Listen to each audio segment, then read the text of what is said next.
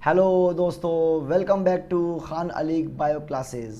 स्वागत है आपका हमारे YouTube channel Khan Alig bio classes में। सो गाइस, आज के लिए एक नया लेक्चर आपके सामने, that means related to heart से रिलेटेड है। भाई बहुत बड़ी चीज़ है ये, बहुत बड़ी चीज़ है। पूरे बॉडी को यही चला रही है, ये और ये दो चीज़ है दोस्तों, जो पूरी बॉडी को रेगुलेट कर रहा है। इनका जो वैल्यू है और इनका जो मुकाम है वो शायद किसी ऑर्गन्स को नहीं हासिल है। इसको ये और इसको ये जब दोनों चलेंगे तो सारे बॉडी फंक्शंस आपके जो हैं, सारे ऑर्गन्स आपके क्या होंगे, रेगुलेट होंगे, फंक्शनल होंगे। इतनी वैल्यू है इसकी। अब मैं आपसे कहने वाला हूं कि मेरा जो आज का टॉपिक है वो इसी हार्ट से रिलेटेड है। एक बीमारी होती है जिसको हम बोलते हैं एंजीना पेक्टोरिस, जो हार्ट से रिलेटेड है। आपने एक चीज़ सुना होगा कि जनरली हार्ट की बीमारियां जो एजेड पर्सन होते हैं उनमें ज़्यादा होती है, या उन्हीं को होती है जो कम उम्र के मीन्स बच्चे हैं, टीनेजर्स हैं या यूथ हैं, इनको शायद ये बीमारियां कम होती हैं। लेकिन नहीं, अब कुछ अपोजिट चल रहा है, अब कुछ उल्टा चल रहा है। क्योंकि हमारी आपकी लाइफ स्टाइल ऐसी हो चुकी है कि शायद जो पहले कभी नहीं थी, तो पहले नहीं थी तो शायद वो बीमारी भी उन बॉडी में नहीं थी, लेकिन अब वो life style totally become changed, so that बीमारियां यहाँ पर हावी हो जाती हैं। आज मैं बात करने वाला हूँ एंजीना पेक्टोरिस की। दैट मीन्स कि ये एक हार्ट की बीमारी है। सुनिए होता क्या है इस बीमारी में। आपके हार्ट का फंक्शन क्या है? आपके हार्ट का फंक्शन है आपके बॉडी के ऑक्सीजनेटेड ब्लड को लेना और बॉडी में पंप कर देना। अब आप कह रहे हो ऑक्सीजनेटेड से मतलब क्या है? ऑक्सीजनेटेड से मतलब ये है कि आपके ब्लड में ऑक्सीजन का होना, क्योंकि हमारे बॉडी में दो तरह के ब्लड फ्लो हो रहे हैं। एक बॉडी से हार्ट के तरफ जो ब्लड आ रहा है उसको हम कह रहे हैं डीऑक्सीजनेटेड ब्लड, जिसमें कार्बन डाइऑक्साइड होता है, और दूसरा हार्ट से बॉडी के तरफ जिसमें ऑक्सीजन होता है, उस ब्लड को हम ऑक्सीजनेटेड कह रहे हैं, और कार्बन डाइऑक्साइड वाले ब्लड को हम लोग बोलते हैं डीऑक्सीजनेटेड ब्लड। अब बॉडी ने ब्लड किसको दिया? हार्ट को दिया। कौन सा ब्लड होगा? वो कार्बन डाइऑक्साइड वाला ब्लड होगा, जिसको हम कह रहे हैं डीऑक्सीजनेटेड। वो गया लंग्स के पास, लंग्स ने उसमें से CO2 रिमूव करा दिया और ऑक्सीजन को दे करके हार्ट के पास भेज दिया। देन हार्ट ने इंस्टेंट उस ब्लड को पंप कर दिया थ्रू आउट द बॉडी। अब मैं आपसे ये बोलूं कि इसका मतलब ये तो बिल्कुल क्लियर है कि आपका हार्ट आपके बॉडी को ऑक्सीजनेटेड ब्लड सप्लाई कर रहा है और ऑक्सीजन सप्लाई कर रहा है। इसका मतलब ये है भाई, एक्चुअली ऑक्सीजन का सोर्स तो लंग्स है, लेकिन लंग्स से वही ऑक्सीजनेटेड ब्लड कहाँ आया? हार्ट के पास आया, और हार्ट ने थ्रू आउट उसको पंप कर दिया। कहाँ के लिए? आपकी पूरी बॉडी के लिए। तो अब आप कह रहे हो कि बॉडी को ऑक्सीजनेटेड ब्लड की ज़रूरत क्या है सर? तो मैं आपको बता दूं कि आपके सेल्स के अंदर जब ऑक्सीजन जाएगी तभी आपको एनर्जी मिलेगी। सुनिए मेरी बात को, हमारी बॉडी सेल से मिलकर के बनी हुई है। सबने पढ़ा है, सबने सुना है, और नहीं सुना है, नहीं पढ़ा है तो अब सुनिए आप लोग कि आपकी हमारी बॉडी दुनिया के हर एनिमल्स की बॉडी, हर प्लांट की बॉडी भैया सेल से मिलकर के बनी है।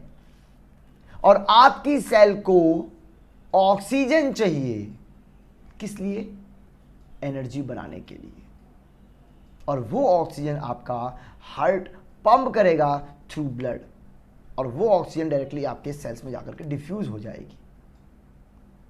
पूरे बॉडी को एनर्जी मिलेगी, पूरी बॉडी में पावर जनरेट होगी। ATP जिसको हम कहते हैं, एडेनोसिन ट्राइफॉस्फेट। अब सवाल ये उठता है कि एंजीना, अब आ जाइए एंजीना पे।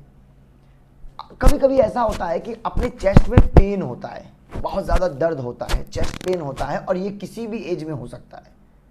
चलिए ठीक है, heart attack, heart failure, cardiac arrest, है ना, अल्टेरोस्क्लेरोसिस, ये सब ऐसी बीमारियां हैं जो एजेड पर्सन को होती है, डिजेनरेटिव डिजीजेस है, बट एंजीना पेक्टोरिस किसी भी एज के उम्र में हो सकती है, किसी भी उम्र में हो सकती है पर्सन को।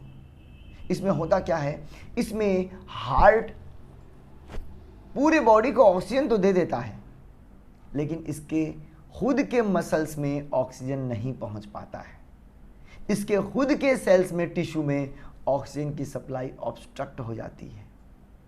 मतलब कि पूरे बॉडी को तो ऑक्सीजन दे रहा है, जैसे एक माँ बाप पूरे घर को खिलाते हैं, हो सकता है किसी दिन वो भूखे सोए हों। इसी तरीके से हार्ट पूरी बॉडी को ऑक्सीजन ट्रांसपोर्ट करा देगा, पूरी बॉडी को ऑक्सीजन दे देगा, लेकिन इसकी खुद की मसल्स में ऑक्सीजन की डेफिशिएंसी हो जाती है, ऑक्सीजन नहीं मिल पाती है, जिसके वजह से आपको चेस्ट पेन होने लगती है। और स्पेशली वो चेस्ट पेन आपका जो है right slightly tilted to left side, इस तरफ होता है, इस तरफ होता है और बीच में होता है। कुछ लोग बोलते हैं ये गैस्ट्रिक का पेन है, गैसेस वगैरह हैं। हो सकता है गैसेस हो, लेकिन ये एंजीना भी हो सकता है, इसको दिमाग में रखा जाए, ये एंजीना भी हो सकता है। तो इसमें लापरवाही नहीं करनी चाहिए, अपने डॉक्टर के पास जाना चाहिए और तुरंत उस कंडीशन में एक ईसीजी निकालनी चाहिए, इलेक्ट्रोकार्डियोग्राम, जिससे कि आपके हार्ट की इलेक्ट्रिकल एक्टिविटी के बारे में डॉक्टर्स को पता चले। डॉक्टर खुद ही रिकमेंड करते हैं कि नहीं आपका ईसीजी होना है, और इवन देन अगर नीड है तो इको, एक तरह का हार्ट का अल्ट्रासाउंड है, इको भी कराते हैं डॉक्टर्स, तब उसमें निकल करके आता है कि एग्जैक्ट है क्या।